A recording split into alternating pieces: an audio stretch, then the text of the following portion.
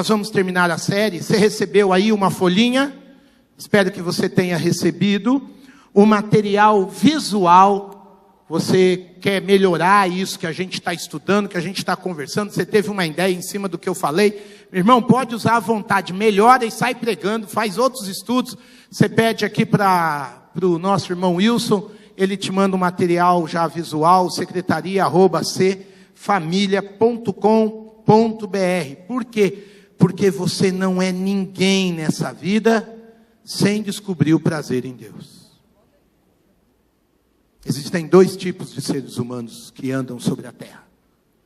Gente que está bem, que Deus deixou de ser religião, Deus deixou de ser ideia, Deus deixou de ser sentimento, Deus deixou de ser, olha o que eu vou dizer, ídolo. Porque tem muito evangélico que olha para Deus como um ídolo. Deus é uma coisa, não é um relacionamento. E quando você deixa de olhar para o próprio Deus da palavra, para a própria pessoa de Jesus como um ídolo, e ele vira realmente Senhor da sua vida, a probabilidade de você ter prazer em Deus é gigantesca. Gigantesca. Eu quero fechar essa série provocando você, como nós começamos a trabalhar semana passada, a manter e aumentar o prazer em Deus. Por que, Oswaldinho? Porque os dias são maus. Porque os dias são maus. Em 30 anos de fé, eu digo a vocês, a gente tem que se agarrar mais em Deus do que talvez quando eu comecei há 30 anos atrás a minha jornada. Ai de mim, tentar ser qualquer coisa, pai, marido, funcionário, servo, se eu não tiver prazer em Deus. As notícias do mundo hoje nos chegam mais rápidas. Elas mexem com o nosso emocional. As injustiças estão mais escancaradas. Meninos e meninas de 10, 11, 12 anos têm uma realidade de vida absurda, sem ingenuidade nenhuma, que você olha e você diz, o que vai ser do mundo? Não, nós só estamos descobrindo que o mundo já era um mundo que jaz no maligno. E eu digo glória a Deus, porque no meio de tudo isso que a gente vive, a palavra de Deus continua sendo viva. Viva. Se ela é viva, ela mexe comigo. Eu fui ali no fundo agora, eu dei um abraço no Paulo. Porque eu estou vivo, ele está vivo. A gente se gosta, quer saber um do outro, como é que você está. Quem está vivo se posiciona, amém? Mexe, dá sinal, procura, provoca e é provocado. Essa é a relação com Deus. Às vezes você não sai de um culto de domingo só tranquilo, você tem que sair provocado. Você tem que sair mexido. Você tem que sair confrontado. Você tem que sair daqui, às vezes, para ir para casa, acabar de chorar no altar do Senhor. Cair de joelho. Por quê? Porque você está vivo. E buscar o prazer em Deus é viver esse equilíbrio de ser provocado e de se relacionar com Deus. Para fechar essa série, eu quero mastigar, ruminar aqui com os irmãos, o salmo que abre o livro de Salmos. Dentro da estrutura da literatura judaica, você não tinha essa divisão, por exemplo, de livros, de capítulos, como a gente tem hoje. Eram uns rolos, alguns rolos, você percebia, tinha parte dos rolos que estavam separados. Tanto que o livro de Salmos são 5 livros, não 1. Aí, como é que eles identificavam sobre o que dizia aquele rolo? Ou eles percebiam nas primeiras frases, que os professores de língua portuguesa chamam de frase síntese, lembra da frase de síntese até hoje? Ou o primeiro capítulo era um quadro, imagine aqui um quadro, que você vai ver a pintura, mas o primeiro capítulo era uma espécie de moldura daquele quadro. Pois bem, o Salmo de número 1, ele é uma espécie de resumo do que nós vamos ver no livro. E ele abre as cortinas para uma rica descrição da graça, do poder, de um Deus que anda junto com o seu povo. Ele faz um comparativo de quem é feliz e quem não é feliz, de quem tem prazer e de quem não tem prazer, de quem está crescendo e enriquecendo o coração à vida, e de quem está se empobrecendo. Então, ao olharmos para o Salmo de número 1, nós temos uma espécie de ícone de um monte de coisa que o livro de Salmos vai dizer. De quem é Deus, da grandeza de Deus, do pastoreio de Deus sobre nós, da fidelidade de Deus, da majestade de Deus. Você encontra no livro muitas oportunidades para dar a manutenção do seu prazer em Deus. Por isso que é tão importante entender o que o Salmo 1 diz. E ele começa dizendo dessa coisa boa de andar com Deus. Ele diz: como é feliz aquele que não segue o conselho dos ímpios. Como é feliz quem não imita a conduta dos pecadores. Como é feliz aqueles que não se assentam na roda dos que vivem zombando do próximo, da vida, que não dão valor a nada, que acham que a vida é brincadeira. Ao contrário, é feliz aquele cuja satisfação está na lei do Senhor, e nessa lei medita dia e noite. É como árvore plantada à beira das águas correntes, dá fruto no tempo certo, e suas folhas não murcham. Tudo o que ele faz, prospera. Não é o caso dos ímpios. São como palha que o vento leva. Por isso os ímpios não resistirão no julgamento, nem os pecadores na comunidade dos justos. Pois o Senhor aprova o caminho dos justos, mas o caminho dos ímpios leva à destruição. Os salmos estão extremamente ligados à nossa humanidade. Os salmos contam os choros, os lamentos, as vitórias, as festas, as alegrias, os funerais do povo de Deus. Dentro dessa humanidade, podemos considerar ou não ter a vontade de Deus, a palavra de Deus, a revelação de Deus como bússola para andarmos na vida. E aqui começa o grande trabalho de buscar prazer em Deus. Porque o salmista diz claramente que tem um grupo de pessoas que vai viver a vida sem a menor consideração pelos caminhos e pela vontade de Deus. Ponto. Nós convivemos com gente assim. Às vezes a gente quer ter prazer em Deus e uma vida feliz, mas vivendo do lado de pessoas que não levam a orientação e a palavra de Deus no mesmo nível que a gente leva. O salmista destaca que para se ter essa felicidade, é importante não seguir o conselho de gente que não teme a Deus. Ele começa falando isso. Quem não segue o conselho daqueles que não têm o menor temor por Deus. Mas ele vai mais fundo. Não apenas não devemos seguir o conselho, como não podemos também imitar a conduta, imitar a postura de gente que nem sabe reconhecer os seus erros. Porque ele fala, não imite a conduta de gente que já é errada, porque é pecador. Não ouço o conselho, não imito a postura e não concordo com gente irreverente à vida, porque é isso que significa se assentar na roda dos zombadores. O salmista diz, essa gente vai ter consequências muito infelizes para a vida. Mas eles podem ser muitas vezes maioria na nossa sociedade. Então, se eu quero buscar, manter, desenvolver e aumentar o meu prazer em Deus, a primeira coisa que o Salmo está me ensinando é que eu não posso viver como todo mundo vive.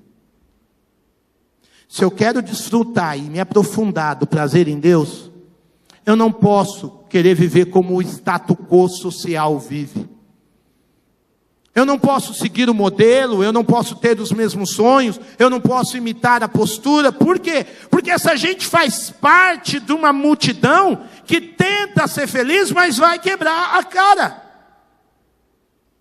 Jesus teve problema com isso, porque todo mundo nos dias do Senhor Jesus copiava uma divisão de religiosos chamado fariseus. Os fariseus conheciam a lei do Senhor? Vixe, conhecia e muito bem. Eles se apegavam em detalhes. E toda hora eles estavam tentando pegar Jesus num pequeno detalhe. Mas o problema do fariseu não era falta de conhecimento técnico, frio. O problema do fariseu é que ele não conseguia conciliar a leitura da lei com uma prática de vida dependente de Deus. Ele sabia a lei, vocês estão me entendendo? Eles perguntavam várias coisas para Jesus, por exemplo, em nome de Moisés. Moisés disse tal coisa. Eles tinham a informação, mas faltava a formação espiritual. Faltava um coração que andasse junto com aquilo que a lei ensinava. Aí o camarada lá aprendia alguma coisa da lei, mas pegava aquilo que ele aprendia e usava contra seus próprios pais, por exemplo. Gente que deixava de contribuir no reino de Deus, para dizer que estava cuidando dos pais. Jesus falou, você pode fazer tanto um como o outro. Não usa da lei e distorce a lei para defesa própria. Não dá para você ter prazer em Deus vivendo dentro do status quo social gospel. Não dá para querer ser crente de YouTube. Não dá para querer ser crente tão moderninho. Não dá para querer ser crente sem honrar o casamento, como muita gente tem feito por aí, mesmo dentro de igrejas. Tem um status quo, tem um jeitão quase ímpio no meio dos evangélicos hoje? Tem. Pastor que vive de forma ostensiva, ostentadora. Crente que não sabe dizer não para si mesmo. Gente que usa do púlpito para política, para ganhar dinheiro, para tantas coisas. E depois você não entende por que o número de divórcios entre evangélicos tem crescido. Porque o número de pastores que tem se suicidado. Porque o número de filhos de evangélicos que tem entrado no caminho das drogas. Porque a pessoa tem a informação da lei, mas lhe falta um coração que pratique com misericórdia o que a lei diz. Por isso que Jesus curou no sábado e os caras ficaram de cabelo em pé. Porque não há nenhum lugar da lei que dizia que podia curar no sábado. No sábado não faz nenhum trabalho. Se a galinha botava um ovo no sábado, o judeu, o fariseu, entrava em crise. Se ele jogava fora o ovo ou se ele comia. Porque a galinha teria trabalhado. Jesus falou, vocês são hipócritas. Porque se fosse para o bem de vocês, vocês tiram o boi do buraco no dia que ele cai, se for sábado. Agora eu estou aqui curando um filho de Israel, vocês estão me questionando. Então, se a gente quer se aprofundar no prazer em Deus, nós vamos precisar, de uma maneira muito profunda, meus irmãos, requalificar duas coisas. O que vocês acham dessa imagem aí? Bonita? Deixa eu ver se dá para ver bem. Você tem uma família, uma criança e uma linda plantação de tulipas, que por incrível que pareça, essa foto não, ela é verdadeira, não é montagem, ela não é na Holanda, ela é na Inglaterra. Engraçado, né? Resume, eu quero ouvir vocês, resume essa foto, essa imagem para mim em duas palavras. Fala alto. Duas palavras que você vê nessa imagem. Paz e amor, tá bom. O que mais? Harmonia e? Harmonia e fala, Ricardinho. Você está na frente hoje, irmão. Vou te dar a chance. Você sempre senta no fundo. Glória a Deus. Seu convite, Noel. A sua culpa. Faz isso mais vezes, por favor. Vai, gente. Duas palavras que você vê nessa imagem. União e tranquilidade. Agora, você acha que essas flores estão bem arranjadas assim, só por causa de amor? Você acha que esse cenário bonito foi construído só porque se buscou harmonia? Você joga a semente e acontece assim? Se você me pergunta o que eu vejo nessa imagem, em 2 palavras: satisfação e disciplina. Disciplina, Oswaldinho? É. Porque para aquelas flores estarem milimetricamente arrumadas, harmoniosamente cuidadas, você concorda comigo que alguém teve que se empenhar em cima do negócio? Não basta só você jogar a semente. Jesus conta uma parábola de um semeador que saiu. O que aconteceu com as sementes do homem? Cada uma no meio da pedra, outra no meio de espinheiro, cada uma para um canto. Você acha que para chegar num quadro bonito desse só precisou de paz e amor? Só de harmonia e sorriso? Não. Teve um outro trabalho ali. E prazer em Deus tem a ver com essas 2 palavras: satisfação e disciplina. A gente, como latino, e esse é um problema nosso, brasileiro, argentino, chileno, meus irmãos colombianos, a gente é meio assim, a teologia do Zeca Pagodinho: deixa a vida me levar, vida leva eu, se der para fazer hoje bem, quem sabe amanhã. Só que quando a gente lê o Salmo 1, a gente vê um judeu, a gente vê um oriental, a gente vê pessoas que têm uma seriedade consigo mesmo naquilo que fazem. Como é que a gente chama essa seriedade? Disciplina. Nós já vamos chegar lá. Eu quero pensar primeiro no que o salmista disse: como é feliz aquele que não segue o conselho dos ímpios, não imita a conduta dos pecadores, não se assenta na roda dos zombadores, escarnecedores. Ao contrário, sua satisfação está na lei do Senhor. Eu acho lindo porque o salmista fala: existe um prazer legítimo. E aqui, meus irmãos, eu estou fazendo questão de usar até aí no seu resumo a expressão prazer legítimo, porque muitas vezes ao ouvirmos o ímpio, ao vermos o conselho e a conduta dos pecadores, você concorda comigo que eles também têm prazer? Você concorda comigo que um homem sem Deus, a coisa que mais busca na vida é o quê? Prazer. O prazer de mandar no outro, o prazer de comprar coisas, o prazer de se sentir por cima. Ele não consegue conciliar prazer com Deus. E nós aqui estamos realmente fazendo essa diferenciação. Porque muitas vezes nós erramos e achamos que estamos certos. E enquanto nós não reconhecemos o nosso próprio erro, você concorda comigo que a gente sente até um prazer imediato? Um prazer efêmero? Ah, minha mulher não percebeu. Outro dia lá em casa, eu fiz uma boquinha antes do jantar. Aí ela viu que chegou na hora da janta, eu só petisquei um negócio, uma saladinha. Você comeu alguma coisa? Eu falei: você acha que eu comi? Fiquei quieto, não falei nem que sim, nem não, eu perguntei. Eu falei: enganei nisso, vem minha filha da cozinha: ô pai, você comeu sem galagã? Eu falei: acho que comi, filha. Aí lá, a gente é crente, a gente, né, de vez em quando faz um negócio que você sabe que não era muito do combinado. Você está correndo a 140, não ganhou multa, o guarda não viu. Oh, hoje eu corri. Está errado. Mas você sente um prazer? Sim ou não? Sente. O que o salmista está falando é do prazer legítimo. Não é esse prazer passageiro que depois nos traz mais o quê? Vergonha. Que depois nos traz o quê? Culpa. Você come, pecou a glutonaria, aí sobe na balança, putz, onde eu estava com a cabeça? É culpa, vergonha, sabe? Comeu demais, pesou, não bateu. Não é desse prazer que o salmista está falando. O salmista fala: ao contrário, sua satisfação está na lei do Senhor. Prazer e satisfação para o mundo hebraico é a mesma coisa, tanto que a palavra que eles usam lá é a palavra refete. Ou seja, você não tem apenas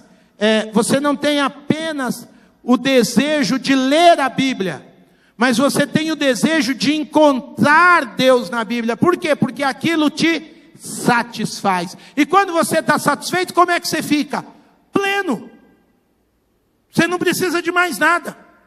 É desse tipo de sentimento que está dizendo: o seu prazer, a sua satisfação está na lei do Senhor. Eu coloquei aí para vocês que a ideia então não é só eu ler o texto e saber do texto. Olha, é eu encontrar prazer no texto, é eu me agradar do texto, é eu ter gosto, eu ter apreço, eu descobrir a importância, eu ganhar algo, eu projetar algo da minha vida em cima desse ganho, é eu me dedicar a isso que agora me trouxe prazer, é eu me sentir atraído por esta palavra, é esta palavra ter uma utilidade, é isso mexer na vontade, é isso mexer também na intenção. É isso gerar uma tarefa, é isso gerar algo para me ocupar, é isso gerar algo para eu também me pré-ocupar, eu me preparar para aquilo. É algo que vai me trazer interesse, é algo pelo qual eu vou ter ânsia, eu vou ter vontade de. É algo que vai destilar amor no meu coração, por isso vai me trazer satisfação. Por isso que a gente estuda a língua antiga, irmão. Por isso que a gente tem que ter o zelo de estudar a palavra do Senhor. Uma palavra aqui, ó, vocês viram, quanta coisa está por trás. Então não é pegar a Bíblia e falar assim: eu não posso isso, eu não posso aquilo, eu posso o ímpio vai para o inferno, bem feito. Não. É olhar para esse texto e deixar esse texto mexer com todo o meu ser, a ponto de eu sair desse texto saciado. Quer um exemplo disso? Na própria vida do Senhor Jesus, lá em Mateus capítulo 8, versos 5 a 8, Jesus estava voltando para casa, porque Cafarnaum era a sua base de vida. Dirigiu-se a ele um centurião, um homem que coordenava 100 soldados romanos, pedindo-lhe ajuda. E disse: meu servo está em casa, paralítico, em terrível sofrimento. Jesus lhe disse: eu irei curá-lo. Mas o centurião respondeu: Senhor, não mereço receber-te debaixo do meu teto, mas diz apenas uma palavra e o meu servo será curado. Então Jesus disse ao centurião, lá no verso 13: vá, como você creu, assim lhe acontecerá. Na mesma hora o seu servo foi curado. Olha o que o centurião disse para o Senhor Jesus: apenas uma palavra e eu voltar, e o meu servo vai ser satisfeito, vai ser curado. O que ele precisa vem dessa palavra. Por isso que às vezes a gente lê a Bíblia, mas não tem aquela relação de amor, não tem a menor, eu vou voltar na definição da palavra, não tem a menor intenção de se deixar ser ganho, não se ocupa com aquela palavra, não se ocupa com a tarefa que aquela palavra gera em nós. A gente não anseia tanto ouvir a Deus. O fariseu lia o texto da Torá, mas por obrigação. E aí, por isso que a gente encontra tanta gente no mundo, meus queridos, fazendo heresia em cima da mesma Bíblia que eu e você. Gente matando pessoas usando o mesmo texto bíblico. Porque ele tira do contexto, pega só a informação. Essa palavra, ela é revigorante, ela satisfaz, porque nós entendemos que gente que vive da graça de Deus, a graça de Deus basta apesar do cansaço da vida. Um exemplo disso, os homens tinham tentado pescar a noite inteira, tinham tentado trabalhar a noite inteira, tinham tentado a noite inteira levar o pão suado para casa, e não ainda conseguiram. Jesus falou: joga a rede para o outro lado. Joga a rede para o outro lado. Simão Pedro respondeu: mestre, esforçamo-nos a noite inteira e não pegamos nada. Mas porque és tu quem está dizendo isto, vou lançar as redes. Veja, existe alguém dizendo e alguém tendo uma nova atitude, tendo uma nova postura. Jesus fala: não lanço a rede, o que vai acontecer? O que vai acontecer? Ah, pastor, eu frequento essa igreja, eu ouço, nada acontece na minha vida. Será que você, meu irmão, minha irmã, tem lançado a rede que te cabe na vida? Será que você tem construído a sua casa sobre a rocha? Ou você quer que a palavra seja mágica? Misticamente mágica. Pedro ouve, lança a rede. E diz o texto que vocês bem conhecem, que quando fizeram, pegaram tal quantidade de peixe, que as redes começaram a se rasgar. Eu quero convidar vocês a terem prazer em Deus para viver esse tipo de situação. Porque o prazer em Deus nunca começa como prazer. Ele começa como transformação. Ele começa com renúncia. Ele começa como desafio. A árvore frutífera do Salmo 1 é resultado de trabalho. É resultado de vocação. É resultado de suor daqueles que se direcionaram prazerosamente e revigoradamente na palavra de Deus. Ah, Deus quer assim? Então eu vou fazer assim. Por isso que o texto diz, sua satisfação está na lei do Senhor. Deus tem uma regra. Deus tem um jeito de fazer. Quando é que eu começo então a perder esse prazer? Quando eu começo a me inquietar mais com o status quo, mais com o jeito da minha gente, do que buscar o prazer na palavra. Eu acho linda porque as leis de Deus foram necessárias para o homem. Eu coordenei acampamentos de adolescentes por muitos anos na minha vida. Você entrega um quarto para meninos e meninas de 14 e 15 anos, lindo, maravilhosos, no sábado. Você vai fazer uma vistoria no quarto na terça-feira, e você confunde aquilo com um Hades eterno. Você fala, meu Deus, e é tudo filho de gente fina, viu? Não é menino que veio de comunidade, não. É tudo menino de classe AA.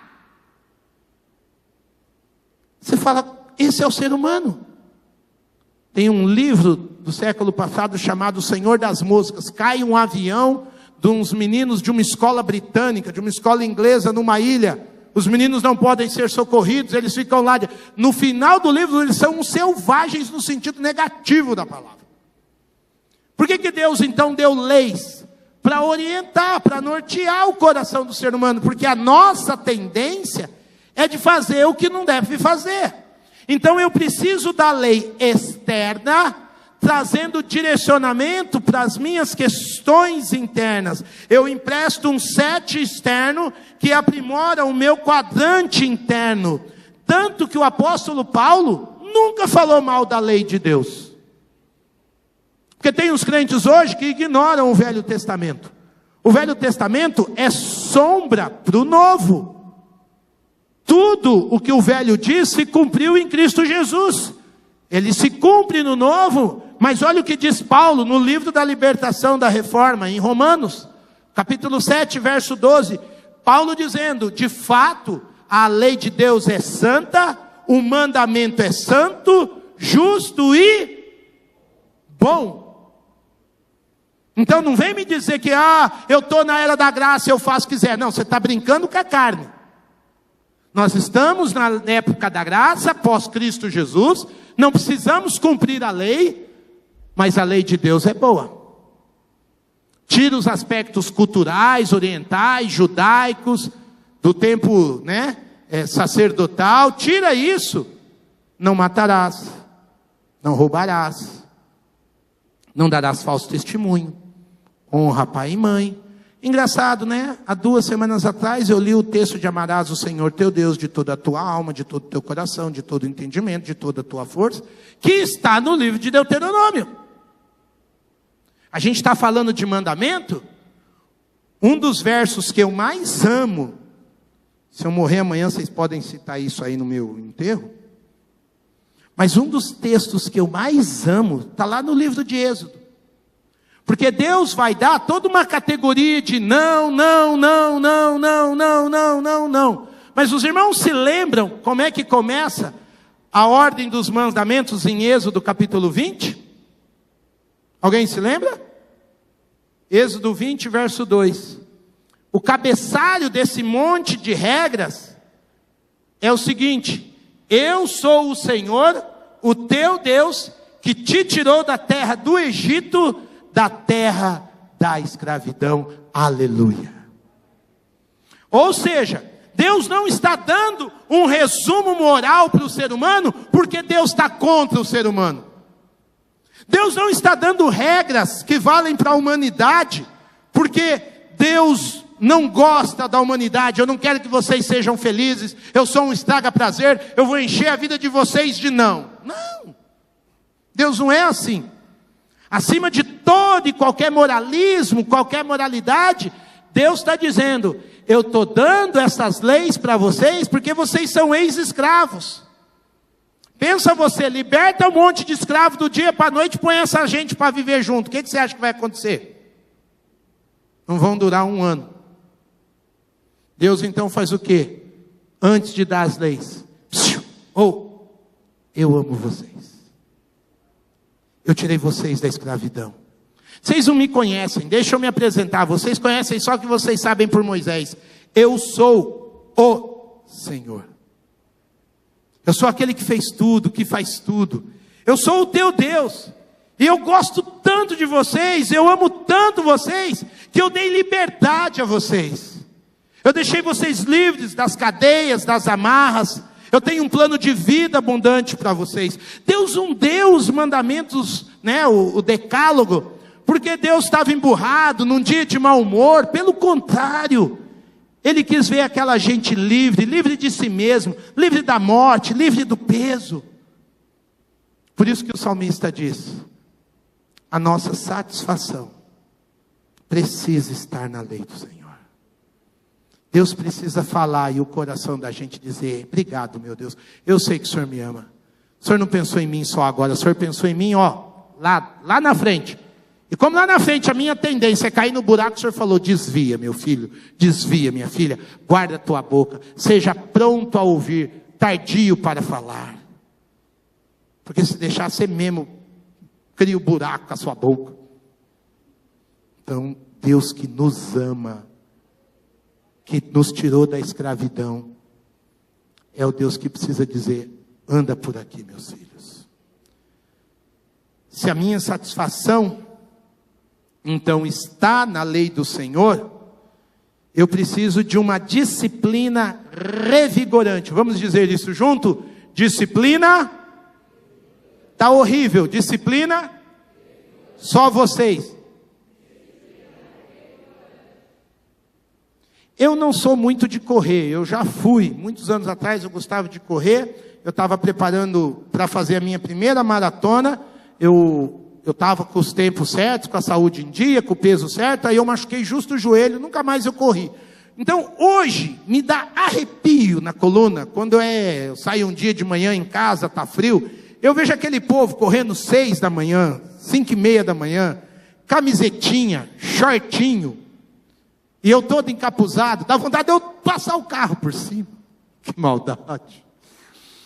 Porque eu falo assim: por que essa gente está correndo? Era para estar cochilando, era para estar debaixo de um edredom, debaixo de um cobertor, 6 horas da manhã correndo. Corre final de tarde. Mas aí eu converso com a minha amiga Patrícia, que é triatleta, mulher desse tamanho, magrinha, nada, pedala, corre. Ela falou: Oswaldinho, quanto mais eu faço aquilo, mais revigorado eu saio do outro lado. Quanto mais eu pedalo, quanto mais eu corro, em vez daquilo me cansar, Oswaldinho, aquilo me dá mais energia. E é verdade. Quando a gente acorda mais cedo para ler a palavra, quando a gente acorda mais cedo para ir a pé para um lugar, quando você volta do lugar, não é que você está mais revigorado? Quem inventou esse negócio para o ser humano? Deus. A gente precisa de uma certa disciplina. O prazer em Deus não vai vir porque a gente só diz: ah, Deus, eu te amo, agora seja o meu prazer. Não! O próprio Salmo disse isso no verso 2. Nessa lei medita. Vamos, vocês. Nessa lei medita. Eu falei que o prazer secular do ímpio é um prazer efêmero. E por que esse prazer é efêmero? Porque ele não dá trabalho. Prazer legítimo tem custo. Amém? Casamento bom dá trabalho. Filho bem educado, você tem que ficar em cima. Tudo que vai dar prazer a longo prazo e que é legítimo, tem custo. E porque tem custo, exige o que, Oswaldinho? Disciplina. Você ficar com o olho em cima do trem. Desculpa, coisa de mineiro, né? Você ficar com o olho em cima daquele processo, daquele crescimento, daquele desafio, daquela meta, daquele alvo, daquele objetivo. E se o meu objetivo é ter prazer em Deus, eu preciso me relacionar com o meu Deus dia e noite. Eu preciso deixar que essa palavra faça espaço no meu coração dia e noite. Antes o seu prazer está na lei do Senhor, sua satisfação, e nessa lei medita dia e noite. Eu não estou dizendo aqui de disciplina, meus queridos, como pensamento filosófico do ascetismo, né? Como alguém que tem que viver fora do mundo, então a sua disciplina é não viver nesse mundo. Nem nas ideias extraordinárias de disciplina do Max Weber, que dizia que você tinha que ser regulado de uma maneira que você nem pudesse olhar para o lado. Também não estou pensando no ascetismo dos irmãos Quaker. Sabe aquele ser da latinha, da aveia? Aquele povo evangélico, aquele cabrinha com cabelo assim, nem sei, mas tem ainda, tem. Quem fez assim é porque viu a latinha. Quem não entendeu, vai jogar no Google. Jogar lá, latinha de aveia Quaker. Aquele cara da Quaker com o chapéu, ele é crente. Eles existem até hoje lá, do lado do Mississippi, Illinois, nos Estados Unidos ali. Eles são uma comunidade fechada. Eles não usam nada elétrico. Eles ainda andam de charrete, eles não usam carro. Sabiam disso? Eu acho que, não lembro se é na HBO, o pessoal tem documentário, joga aí. Porque eles acham que eles não são desse mundo. E aí eles vivem numa rígida disciplina. Também não estou pensando disciplina aqui como sentimento militar. Aquele que você tem que sofrer para ter valor. Não, desculpe, isso aí é coisa de romano. Isso é coisa de religioso, que para ter prazer a disciplina tem que ser sofrimento. No pain, no gain. Está na moda agora. Não, a disciplina aqui é diferente. A disciplina aqui é mais uma convicção interna do que eu preciso fazer e encontrar nisso que eu faço um alvo e uma dedicação de vida. Deixa eu te explicar. Tem um pensamento judaico muito bonito que eu gosto, que diz assim: os salmos são feitos para estudar, cantar e saborear. Você saboreia algo que te faz bem. Quando você põe na boca algo que você não gosta, o que você faz? Primeira coisa que você faz é cuspir. É vomitar da boca, como Jesus diz lá no Apocalipse. Outrora fosses quente ou frio, porque é morno eu vou. O vômito para o judeu é realmente a antítese. Então, quando eu leio esse pensamento, os salmos são feitos para estudar, cantar, saborear, é algo para você se dedicar. O que é estudo aqui? Estudo não é ir para a escola, estudo é concentrar a mente. Um artista estuda o mármore antes de fazer uma peça. Vem para o artista uma pedra pesada, ninguém vê nada, vê uma pedra. O artista começa a estudar aquilo, saborear aquela pedra. Ele tem uma disciplina em cima daquela pedra. Aí só depois ele começa a entalhar. Dali a pouco sai aquela obra de arte. Eu fui na casa do pastor Zé Roberto está lá com um negócio que estava grudado, uma parreira de uva, estava grudada lá no muro da casa dele, ele já puxou. Aí o Zé começa a me explicar, e eu sou averso à roça, irmãos. Eu tenho medo de enxada. Quando eu era menino, meu pai me ameaçou com aquele trem, eu fui estudar. Algo dentro de mim disse, isso não vai dar certo. Aí o Zé fala para mim, da planta, disso, daquilo, eu olho, eu falo, está estudando, está contemplando. Por que a gente disciplina filho? Porque a gente começa a sonhar com o filho da gente lá na frente. Então você disciplina aqui para lá na frente ter alguém de caráter, um bom cidadão, uma boa cidadã. Você começa a saborear quem seu filho pode ser na sociedade, como ele pode contribuir no reino de Deus. É dessa disciplina que medita, que contempla, antes de começar a sair fazendo. Um músico, quando ele compõe, ele imagina a nota, aí ele vai achar a nota no instrumento. Beethoven ficou surdo a maior parte da vida. Grande parte das suas composições são frutos da sua disciplina pessoal, porque ele imaginava o som. É dessa disciplina que eu estou falando, que é muito mais rigorosa dentro da gente, diferente disso que eu falei do latino, né? O latino improvisa. Improvisa. Como é que você fez esse prato? Não sei. Eu fui juntando aí um ovo que eu tinha, mas o resto de um negócio, saiu isso. As irmãs estão rindo porque sabem que vocês fazem isso muito, né? Mas café não dá para a gente fazer isso, gente. Com a vida com Deus não sai um prato bom. Com a vida com Deus a gente tem que, como diz o texto, meditar. Meditar. É abrir o texto e pensar, o que Deus está querendo dizer? O que o dicionário diz dessa palavra? Quem que eu já vi que viveu isso? Quem é um bom exemplo de vida desse assunto que eu estou lendo aqui? E você fez isso de manhã. E na hora do almoço você vai comer, senta na mesa, Senhor, quero te agradecer por esse alimento, quero te agradecer porque o Senhor falou, o seu Espírito falou comigo nessa manhã, eu ainda estou aqui tentando entender o que significa aquilo que o Senhor falou, mas muito obrigado porque até o fim da noite o Senhor vai me dar entendimento. Aí você vai e trabalha a segunda parte do dia, acabou de trabalhar, pegou o busão para vir para casa, vem ali meditando. Isso é disciplina. Não é brincar, vamos ver o que Deus tem para mim hoje. Então o Senhor respondeu, né? Que bonito, não entendi nada, tá bom, Deus abençoe. Isso é relaxo, o contrário da disciplina é relaxo, amém?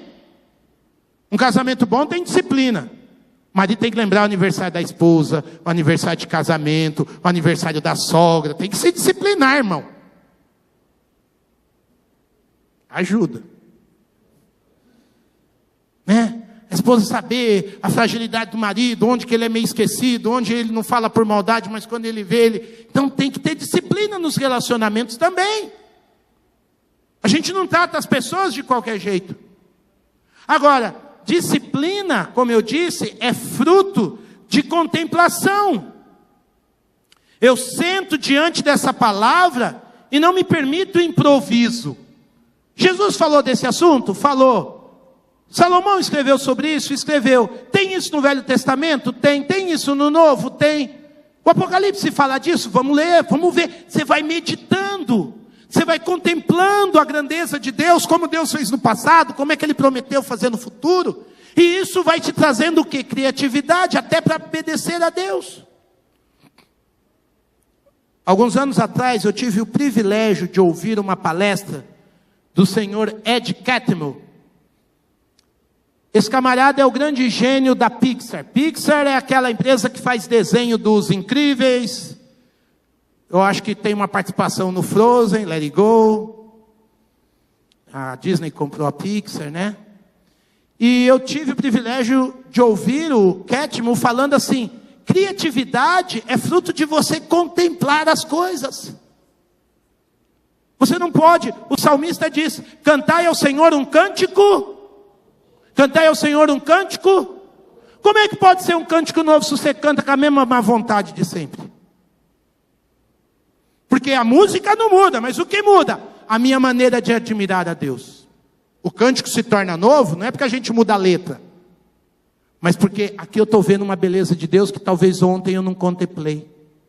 Eu estou orando alguma coisa diante do meu Senhor que talvez eu ainda não orei nesses 30 anos de jornada.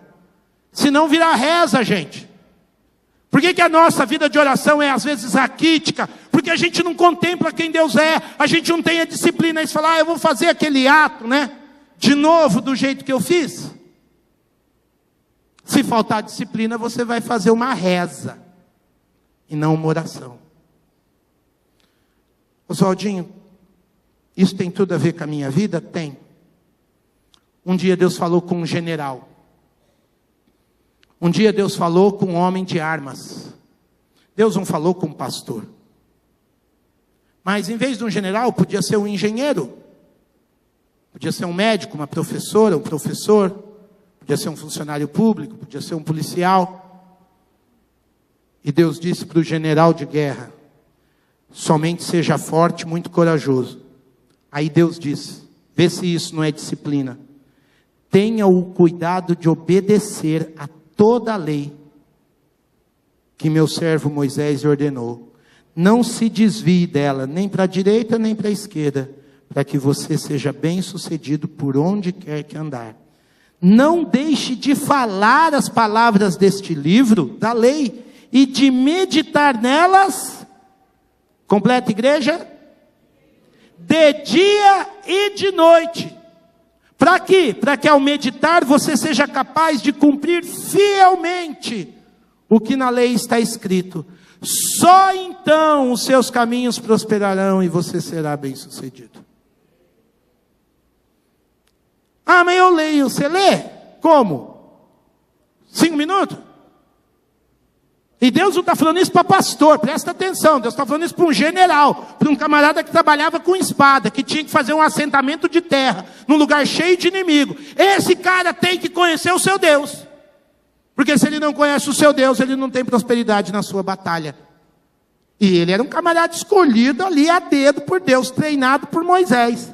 Se esse camarada, o Senhor está dizendo que ele tem que meditar dia e noite, eu quero pensar com vocês que para a nossa guerra do dia a dia, nós precisamos avaliar o que Deus quis falar conosco o dia inteiro. E aí se questionar: eu obedeci o que eu entendi? Eu meditei?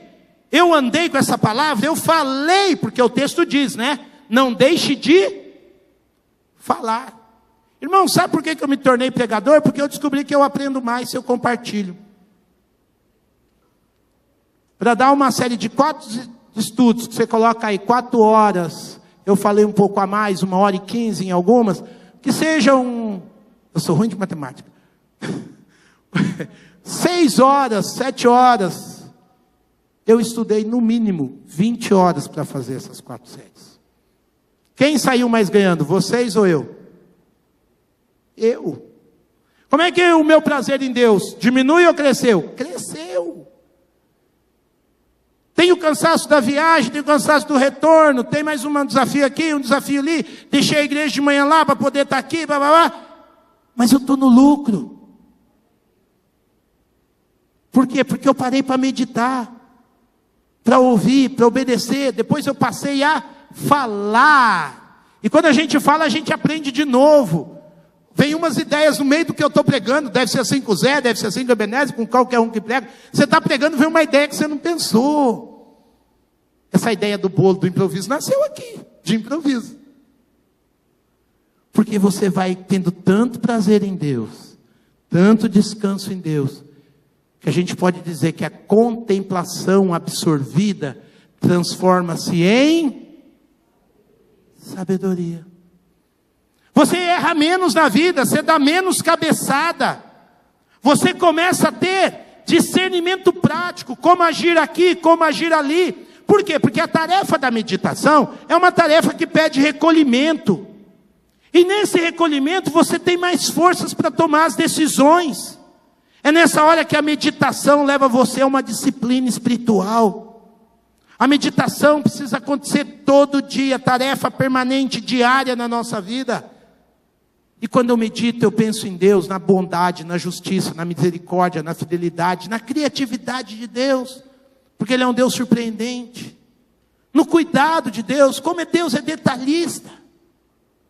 Lembra que eu falei no nosso primeiro encontro, que a nossa grande luta para ter prazer em Deus, qual era? A luta do ser versus o... E acima de todo ativismo, religiosidade, preocupação, ganha quem se disciplina a estar com o seu Senhor. Amém? A minha luta não é com o mundo, é com a carne.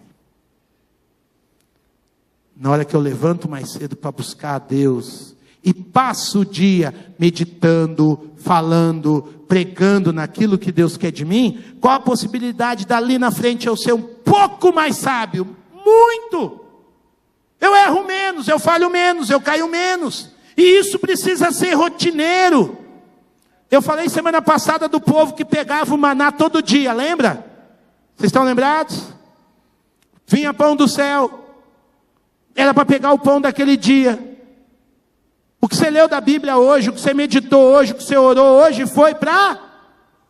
Amanhã é outro dia, começa tudo de novo. Por isso que lá no Salmo 1, o salmista diz: este homem que tem satisfação na lei do Senhor é como árvore plantada à beira de águas. Por quê? Porque a água está correndo, irmão. Todo dia de novo, a água vai passando. Quem está aqui na igreja aprende, aprende, aprende, e nunca passa, vira água parada. E água parada dá dengue. Pega uma pessoa que chegou no evangelho há 5 anos. Mas esses 5 anos de evangelho, ele já está compartilhando na casa dele, com os colegas dele. Ele lê um livro cristão, já passa esse livro para alguém. Comenta, vai lá, posta, escreve.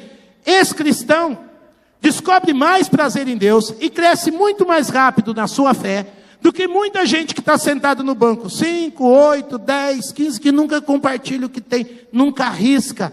E eu digo que essa, precisa ser contínuo isso. Essa é a diferença do Rio Jordão e do Mar Morto. O Rio Jordão, meus irmãos, é um riozinho de nada, pequenininho. Dentro da hidrografia mundial, seria insignificante.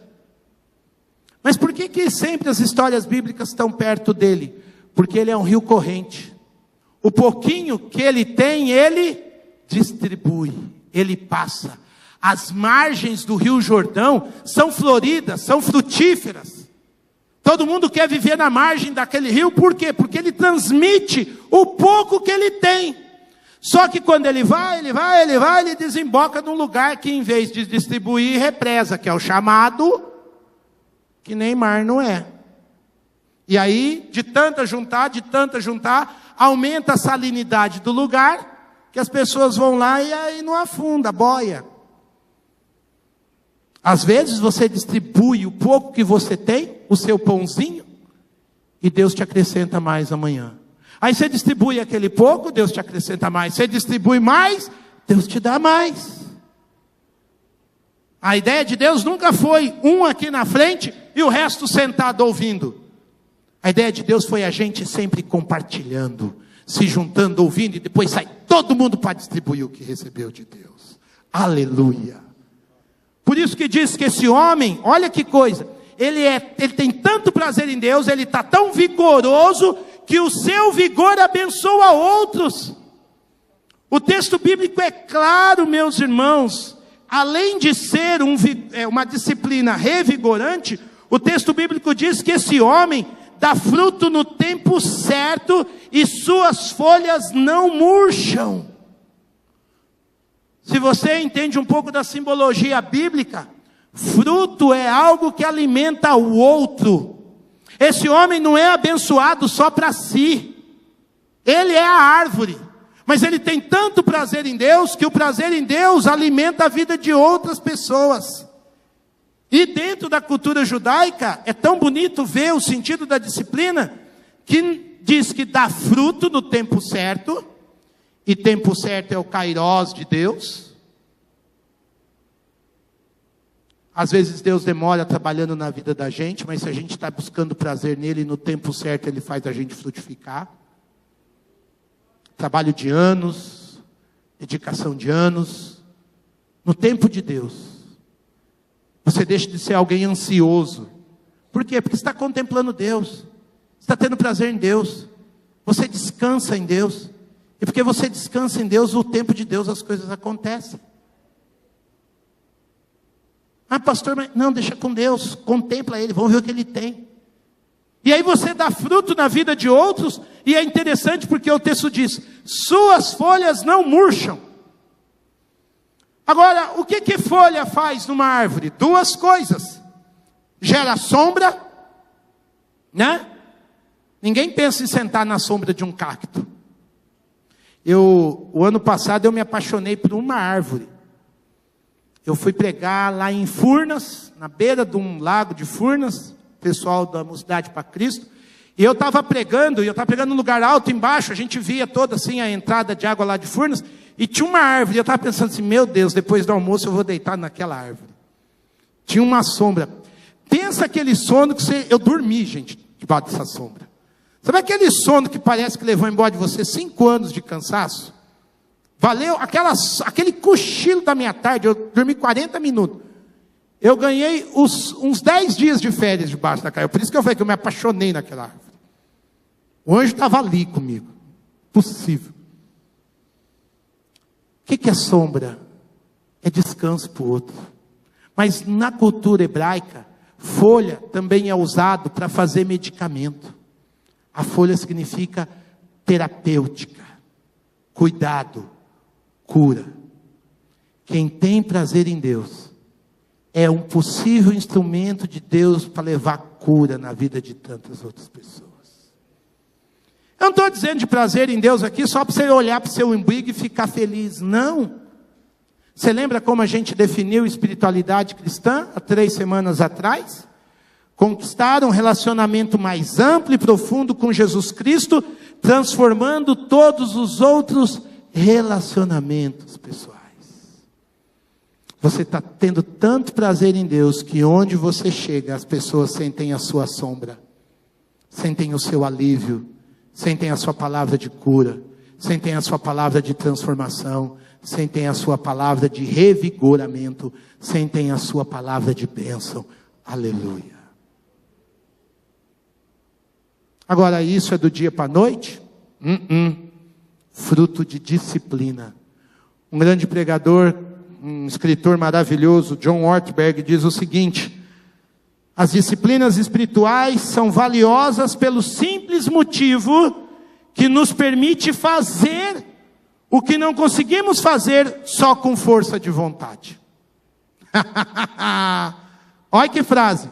As disciplinas espirituais são valiosas pelo simples motivo que nos permitem fazer o que não conseguimos só com força de vontade. Você não tem vontade sempre, irmão? Seja honesto. Você não tem vontade sempre, irmão? Às vezes a gente passa umas iras santas neste mundo que rouba a nossa força de vontade. E aí, já que aí não entra a força de vontade, entra o que, Oswaldinho? As disciplinas espirituais. Disciplinas espirituais, meus irmãos, são aquelas práticas que eu sei, olha para mim, são aquelas práticas que eu sei que o Espírito Santo quer que eu faça, mas sou eu que tenho que decidir fazer. Amém? Vou repetir. São coisas que o Espírito Santo não precisa revelar que você tem que fazer. Se eu chamar você, irmão, vamos ali fazer uma visita comigo? Você não precisa, irmão, vou orar. Não, você já está orado, crente. Você já tem o Espírito Santo. Estive preso e não foste me visitar, disse Jesus. Dar comida para pobre, você não precisa orar. Já tem que dar. Então, disciplina espiritual é aquilo que eu sei que o Espírito Santo quer que eu faça. E que eu preciso tornar isso um compromisso, como água corrente, e fazer todo dia. O que é? Leitura da palavra, estudo da palavra, oração. Mas aqui não é aquela oração rapidinho, Senhor, estou indo para o trabalho, guarda meu carro em nome de Jesus, amém. É aquela oração que você escreve, que você registra. Os salmos são orações. O que você começou? Eu tenho um irmão que a gente ora pelos nossos filhos juntos, né? E lá atrás o Laércio escreveu algumas coisas do que ele queria para o futuro marido da sua filha. E quando a gente olha para o Rafinha, a gente tem o registro do que a gente orou e a gente fala, Deus ouviu, aleluia. Registrar essa oração, Senhor, eu quero que o Senhor me transforme num homem mais dinâmico, num homem mais atencioso, numa mulher mais exemplar. Você anota, você ora em cima daquilo, você faz daquilo uma disciplina. Meditação é uma disciplina espiritual. Memorizar as Escrituras. Eu já tinha medo que os crentes não guardavam a palavra no coração quando era livro. Agora que é digital, Eu gosto que a igreja venha no meu sermão, então eu peço para o povo completar. Quando eu dou um texto bíblico que não está ali para o povo completar, eu ouço.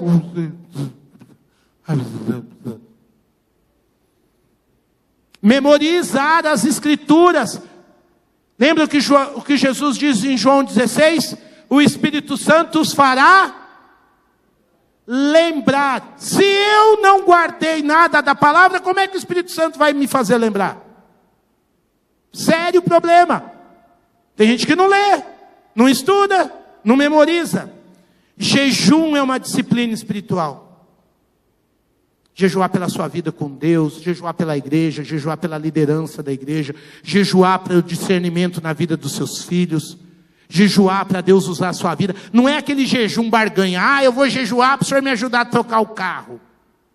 Isso não é jejum, isso é barganha. Jejum é, Senhor, eu preciso mais de Ti do que do pão. Eu preciso mais de Ti do que do feijão. Senhor, para onde eu vou se o Senhor não me der direção? Eu abro mão da comida, mas fala comigo, meu Deus. Esse é o jejum que agrada o Senhor. Simplicidade, silêncio. Irmãos, a gente fala demais. A gente peca demais com a boca. Faz um compromisso de ficar quieto. Um dia, avisa a sua família, gente, amanhã eu estou em silêncio. Eu fazia um retiro aqui em Limeira, com a equipe de ministério, e boa parte do nosso retiro era no silêncio. Mas nego surtava. Ficar doido. Cala a boca, quieta, deixa ele ser Deus na sua vida. É uma luta com a carne quer gritar, irmãos.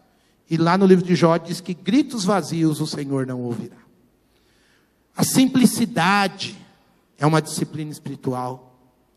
Poder ter para dividir, pensar no outro, sair do orgulho. Solitude, o que é solitude, Oswaldinho? É ficar sozinho com Deus. A minha esposa e filha sabem, quando eu tiro férias com mais de 15 dias, 2 dias no mínimo é eu e Deus. E eu sumo, eu pego meu carro, às vezes nem eu sei para onde eu vou.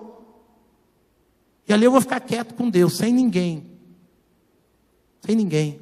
A última vez, sem mentira nenhuma, eu vim parar num cemitério aqui em Campinas. Tem um cemitério bonito, sossegado, porque eu não queria ver gente. Quando você não quer ver gente, você vai lá no cemitério. Aí eu fiquei lá, levei minha Bíblia, orei, compus um louvor ao Senhor. Não vi ninguém. Voltei para casa. As meninas falaram, você está calmo. Falei, porque a Bíblia diz que há mais sabedoria na casa onde há luto. Completa, crente. Do que na casa onde há festa. Solitude. Mas também tem o prazo da celebração. De agradecer a Deus. Celebração aqui não é só festa, é gratidão. É celebrar, é levar algo a alguém. É levar algo num asilo, celebrar a vida daqueles idosos. É levar algo no orfanato, celebrar a vida daquelas crianças. E aí, talvez num presídio, celebrar que muitos ali estão sendo recuperados em nome de Jesus. Ligar para alguém, celebrar a vida de alguém. Lá em Limeira tinha o Carlinhos. Carlinhos cantava barítono, ele era cantor de lírico. Ele ligava, a igreja já tinha nessa época uns 1.200 membros. Ele pegava a agenda da igreja, ele no ano ligava para os 1.200 membros. No dia do aniversário da pessoa. Se ele soubesse o hino preferido da pessoa, a pessoa então estava no céu. Ele ligava. E ele cantava, santo, santo, santo. Era um Pavarotti ligando para mim, velho. Falava, mas Carlinhos, por que você faz isso? Ele falava, pela sua vida, meu irmão. Um homem desse está cheio de energia, cheio de graça, cheio de prazer em Deus. E ligava todo dia. A esposa dele falava, pastor, nós gastamos uma nota de telefone.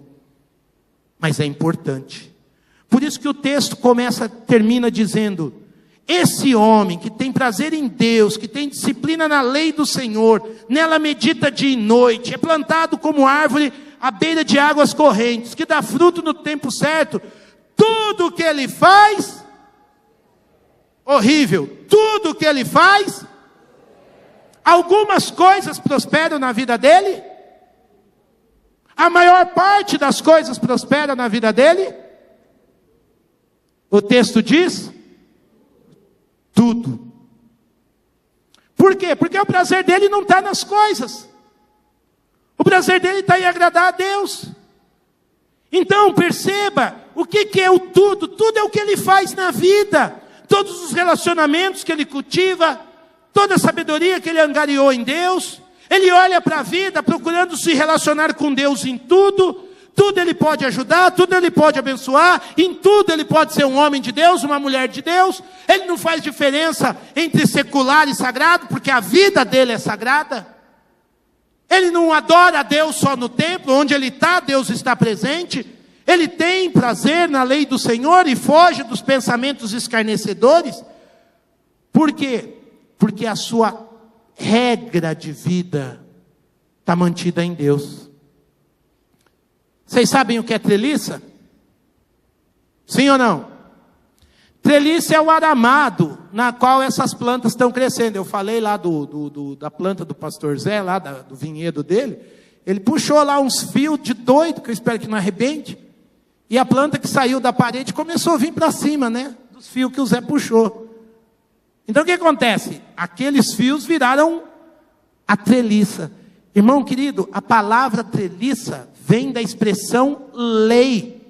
Se tem prazer na lei do Senhor, é porque toda a vida está contemplando a vontade de Deus. Eu coloquei 4, né? Perdão, você tem vários tipos de treliça. Olha uma treliça redonda ali, ó, que flor linda. Talvez a sua vida não se encaixe nessa coisa aqui. Talvez você é alguém que veio para o evangelho mais tarde. Sua vida precisa de uma coisa mais redondinha aqui. Ou talvez a sua vida foi se estruturando de um jeito diferente, porque você veio para o evangelho muito cedo ou muito tarde. Você é neto de missionário, sua vida. Cada um de nós vai construindo a sua regra de vida em Deus. Mas basicamente 4 áreas Deus tem que nos suprir. Qual a treliça da vida, Oswaldinho? Eu diria o seguinte, meus irmãos: oração, que é esse tempo de falar e ouvir a Deus, que é o canal de conversa com Deus, por isso que Jesus orava muito.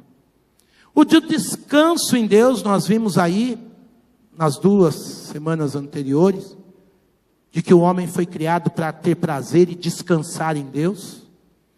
Mas nós temos também um trabalho nessa terra, cada um de nós tem uma vocação, um chamado de Deus. O Juca cuida de um negócio, pinta bem, assenta bem um azulejo. O outro é motorista, a outra cozinha, o outro não sei o que tem, o outro é vigia, o outro ensina. Cada um de nós tem um trabalho diante de Deus. Porque esse trabalho expressa os nossos dons. Um é enfermeiro, o outro é um educador. Um aproxima pessoas, o outro escreve, digita. O outro cuida dos recursos financeiros.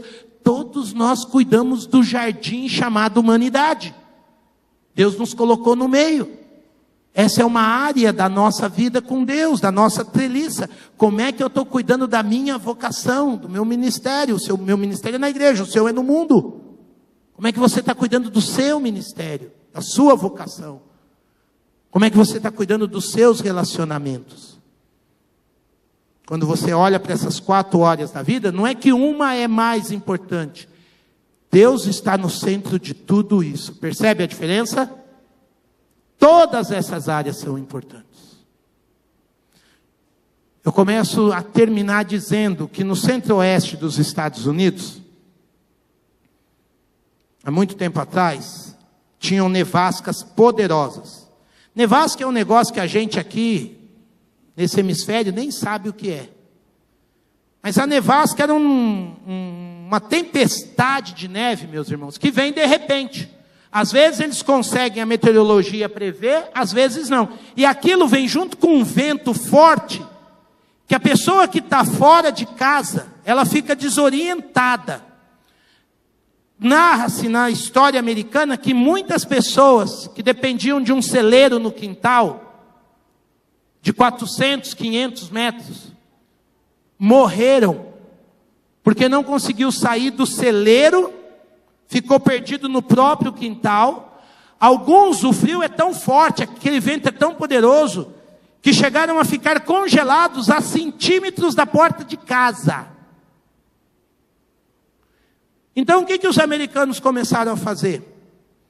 Eles começaram a fazer cordas escuras, e amarrar essas cordas do celeiro até casa, da casa até um lugar de abrigo. Então, às vezes você vê fotos disso, quintal do americano cheio de corda.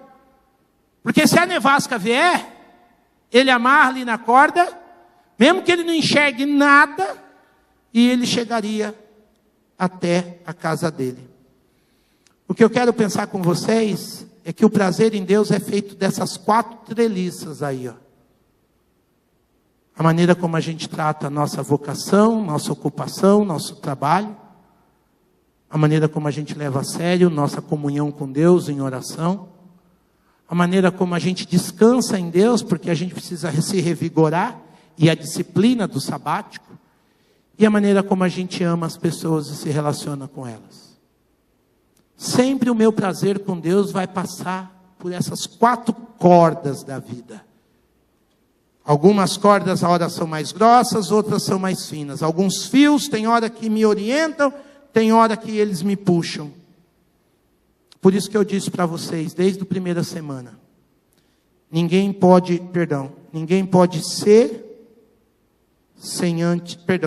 fazer sem antes ser.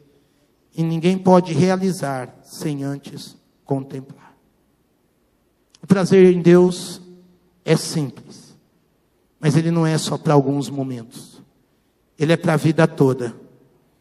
E o Salmo termina dizendo: o nosso prazer em Deus, na sua palavra, é mais gratificante do que nós imaginamos. Sabe por quê?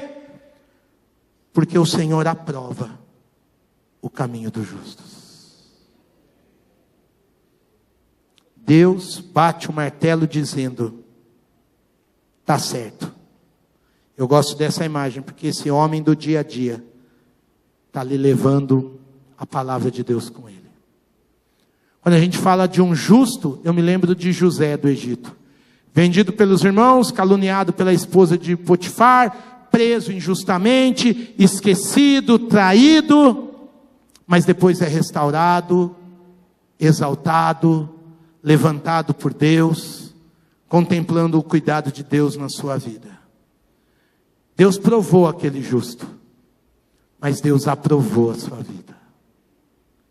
Ter prazer em Deus é, antes de tudo, pensar que somos discípulos de Jesus, que nos dispomos a encontrar prazer na sua palavra, meditando, contemplando, discernindo de forma disciplinada, para que outras vidas também sejam abençoadas, transformadas, inspiradas, cheios de misericórdia. E no fim, quando a gente olhar a gente crescendo ao nosso lado, o que vai ficar no nosso coração ainda é o prazer do nosso Deus. Eu tentei não falar nessas 4 semanas de religião, porque eu não sou um homem religioso. Eu sou um homem que simplesmente tem fome e sede da palavra de Deus. E ai de mim o dia que eu perder essa fome. Quando a gente é menino, joga bola, a gente quer fazer o gol. E a gente não passa a bola para ninguém. Como é que a gente apelida esse menino, senhores? Fominha. Ninguém gosta de um fominha. O fominha só é bem-vindo no reino de Deus. Meditar e comer desta palavra. Olhando para a vida, olhando para os relacionamentos, para o casamento, olhando para o trabalho, olhando para a contemplação de um Deus grande em oração, descansando no meu Deus das minhas lutas da vida. Fique em pé e diga a Deus nessa noite: Senhor, refaz a treliça da minha vida. Se eu estou tendo mais prazer no que os homens lá de fora me apresentam, tem misericórdia de mim. Se eu me empolgo mais com as riquezas dos ímpios, tem misericórdia de mim, Senhor. Se eu tenho ouvido mais os conselhos de homens do que o da tua palavra, tem misericórdia de mim, Senhor. Mas restaura em mim o prazer na tua lei. Restaura em mim nessa noite, Senhor, o prazer na tua vontade. Restaura em cada um de nós aquela disciplina santa de contemplar a tua vontade, de falar o que te apraz, de não abrir a boca ou os olhos a cada dia, sem antes buscar realmente ser jardim do Senhor, deixar o Senhor trabalhar na nossa existência, deixar o Senhor trabalhar no nosso chamado, deixar o Senhor trabalhar nos nossos relacionamentos, deixar o Senhor trabalhar na nossa amizade. Oh Deus amado, refaz a treliça do teu povo. Muda aquilo que não é teu caminho para um caminho novo, criativo, contemplativo. Um caminho onde a tua vontade e a tua glória abençoe gente que a gente nem imagina. Abençoe pessoas que chegam perto da gente e nem sabe o nosso nome, mas percebe o bom perfume de Cristo sendo exalado. Percebe que o nosso sorriso é graça do Senhor.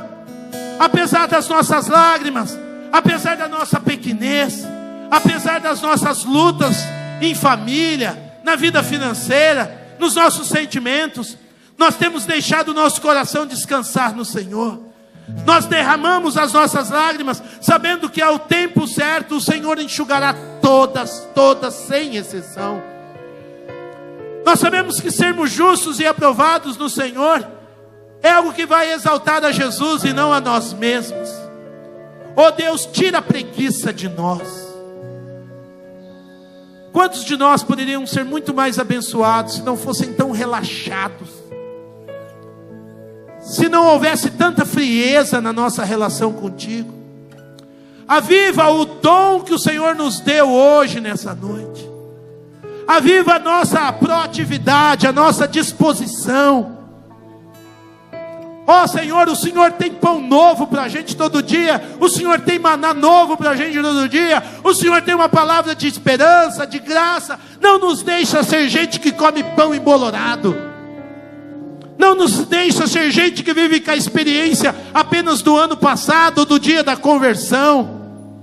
Nos leva a ser gente que caminha um novo caminho, que canta um cântico novo, porque novo é a maneira que a gente se entrega ao Senhor. Porque a cada dia a gente está vendo a sua beleza, a sua criatividade, a sua grandeza, a sua complexa e ao mesmo tempo tão simples revelação de amor. O Senhor nos deu leis que mostram que o Senhor nos cuida, que mostram que o Senhor nos protege, que mostram que o Senhor gera prudência, que mostram que o Senhor está realmente indo além de nós mesmos, no teu cuidado, na tua misericórdia. Livra-nos de nós nessa noite. Livra-nos da nossa religiosidade maligna, acomodada, como a dos fariseus que queriam um milagre só para ter certeza e não para aprender a te amar mais. Nos livra das letras, que não sejamos gente que usa só a cabeça, mas nos leva a ser gente entregue aos dons do ensino, para que o nosso coração venha junto com a revelação. Para que mesmo aqueles, ó Deus, que infelizmente só puderam estudar até a 4ª série, sejam homens e mulheres que guardam as suas palavras no coração, que memorizam a tua lei, gente renovada, porque o teu Espírito nos fará lembrar de todas as coisas que exaltam a Jesus. Deus, hoje à noite eu te peço, por aqueles que simplesmente estão cansados de si mesmos, cansados da sua própria religiosidade, cansados de entrar e sair da igreja do mesmo jeito. E a culpa não é dos pastores, a culpa não é da igreja, a culpa não é de ninguém. Mas o cansaço cegou alguns dos meus irmãos. A frieza atingiu alguns corações. A nevasca não é climática, mas ela é de alma. Ela é de decepção, ela é de tristeza, ela é de frustração. Ela é de alguém que prometeu algo e não fez. Ela é de alguém que disse que estaria junto e hoje não está. E meus irmãos e irmãs, infelizmente, se tornaram um pouco mais doloridos, um pouco mais sofridos e cansados. Por isso, Senhor Jesus, toma este fardo das costas dos meus irmãos e gera sobre eles o teu fardo, que é leve, que é suave. Dá sobre as costas deles o teu chamado que é doce, Jesus. O teu chamado que revigora, que inspira, que nos faz olhar para o próximo, que nos faz atravessar a rua e cumprimentar um vizinho, ou visitar um estranho no asilo, que nos faz olhar com compaixão aqueles que não recebem compaixão. Ó Jesus querido, tira o cansaço dos meus irmãos e irmãs nessa noite. Retorne em seus corações a disciplina de gente que medita dia e noite no Senhor. Gente que levanta na madrugada para orar e no amanhecer sai para abraçar a quem precisa de um abraço. Gente que passa a noite chorando na tua presença, mas celebra a vida na alegria pela manhã. Renova teu povo, Deus. Queremos esperar dias de revigoramento, queremos esperar dias de renovo, queremos esperar dias de alegria, queremos esperar dias de gente vindo a este altar, entregar a vida a Jesus Cristo. Queremos sonhar com dias de gente sendo curada, transformada, abençoada, dias de obediência, dias de serviço, dias onde o Senhor tem a liberdade até mesmo de usar a nossa vida, usar a nossa pequenez, a nossa limitação, para que o teu nome seja realmente engrandecido, exaltado, glorificado, em nome de Jesus. Amém.